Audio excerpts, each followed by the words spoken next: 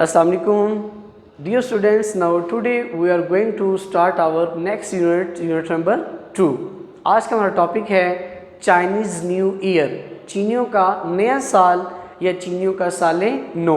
बेटा इस यूनिट में हम चाइनीज़ फेस्टिवल और उनके जो कल्चरल इवेंट्स हैं उनके बारे में पढ़ेंगे।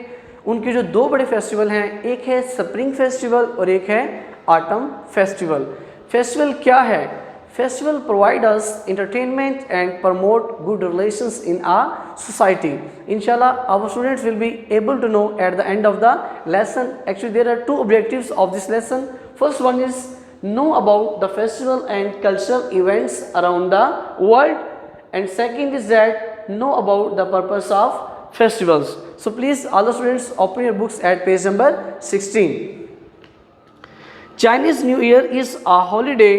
चीनियों के नए साल एक छुट्टी का दिन है या एक त्यौहार है। हॉलीडे छुट्टी का दिन होता है या त्यौहार है।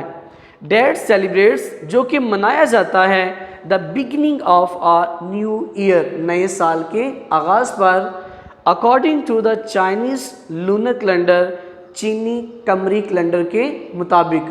Lunar calendar relating to the moon, जो जिसका ताल्लुक चांद के साथ होता है।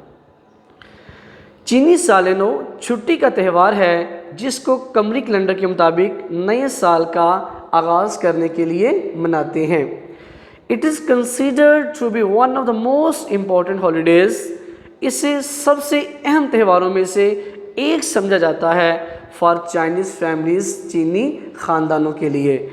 इसे चीनी ख़ानदानों के लिए अहम तरीन त्योहारों में से एक समझा जाता है।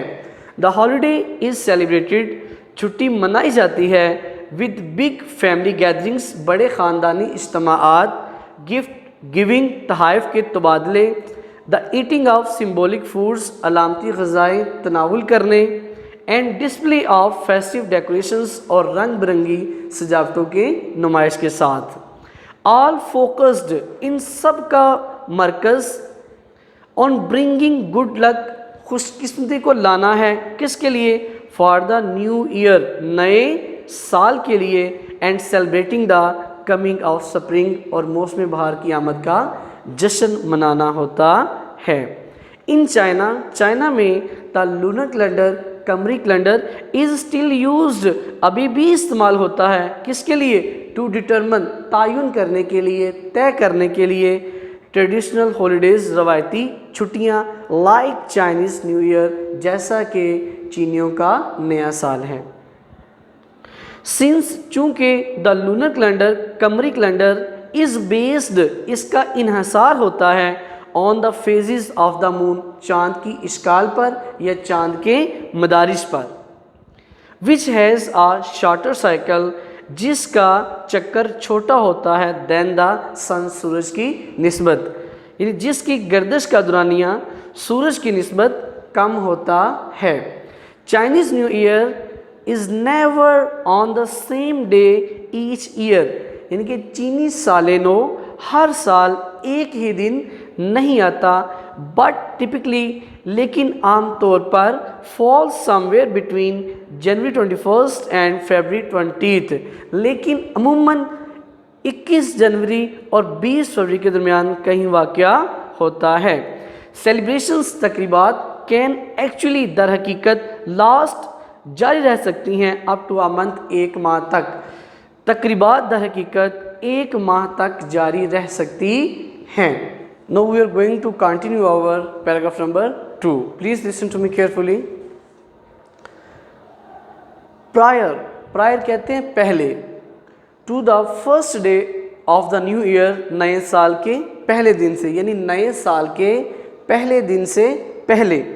It is customary, ये रवाज है, for families, ख़ानदानों के लिए, किस चीज़ का? to thoroughly clean, मुकम्मल सफाई करने का, their houses, अपने घरों की। साले नो के पहले दिन से कबल ख़ानदानों में अपने घरों को मुकम्मल तौर पर साफ़ करने का रवाज है। डूइंग दिस, ऐसा करना, इज सेड, कहा जाता है, to clear out any bad luck, किसी भी किस्म की नहुसत को साफ़ कर देता है, फ्रॉम द प्रीवियस ईयर, पिछले साल की।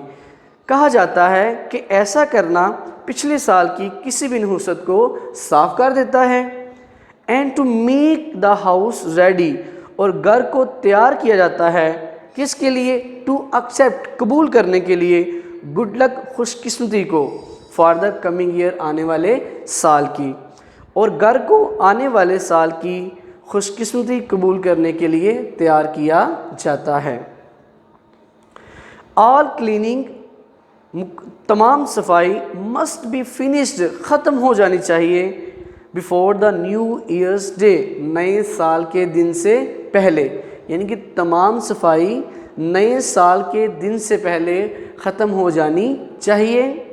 सो देर इज़ नो चांस, ताकि कोई इम्कान ना रहे, ऑफ एक्सीडेंटली थ्रोइंग, हादसाती तौर पर, थ्रोइंग आउट, बाहर फेंके जाने का, द गुड फॉर्चून, खुशकिस्मती को, ऑफ द न्यू ईयर, नए साल की।